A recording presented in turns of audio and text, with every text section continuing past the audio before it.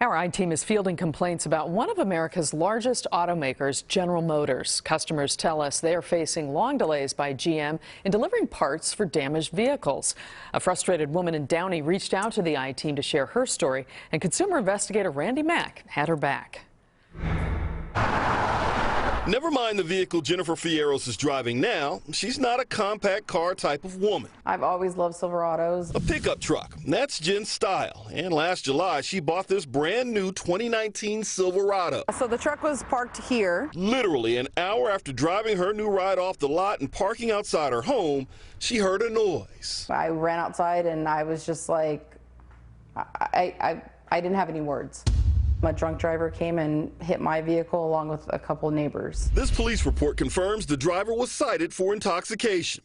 Jen says the driver's insurance is picking up the tab for repairs to her truck, which was towed to Pacific Elite Collision. I was thinking maybe 3 weeks, maybe a month maybe. And she'd have her truck back. Jen's insurance company paid for a rental car for a month, and still no fix. I was told that my car would be ready on August 26th. And then I got numerous calls from the collision center saying that the parts that we needed were not being manufactured yet. She shared emails with the I-Team from the collision center in August and September asking for an estimated time of arrival for parts. There's no ETA. GM is not giving us a firm date. And then they ended up going on strike. The GM strike lasted 5 weeks into October. Now we're here in November and they still don't have parts for me. And Jen is all out of patience and cash, paying for a new truck she can't drive and a rental since her insurance coverage ended. The only thing I've gotten from anyone that I've called, whether it's GM, the dealership, or whomever, is apologies. But apologies are not helping me financially. The I-Team reached out to GM with questions about the repair delays and whether the automaker would consider helping Jen with a loaner vehicle, loan forgiveness, or replacing her truck, which only has 32 miles on it. GM never responded. I can't do it anymore. It's crazy. We're on month 4. I can't do it anymore. So we reached out to the dealership where she bought the truck. As the seller, Premier Chevy had no obligation to do anything. The truck's damage was a criminal act, and it's not a warranty issue, but they did step up, reimbursing Jen $1,971.91 in car rental fees and providing her with a loaner vehicle for free until her Silverado is repaired. When that will be is anyone's guess. When am I going to get a car? In 2020?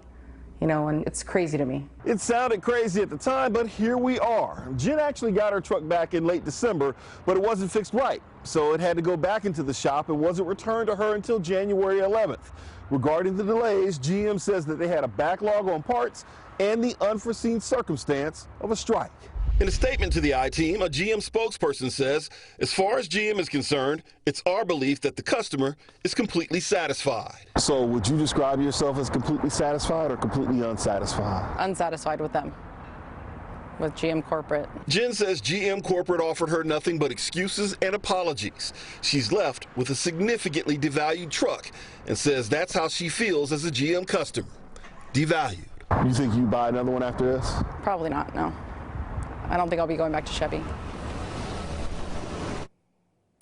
Okay, so I learned something on this one. As a corporation, GM says that they don't deal with individual customers at all. If there's a manufacturing issue or a parts issue, you want to work with the dealership because you're their customer. They may not have an obligation to do anything about it, but they do have an interest in keeping a happy customer.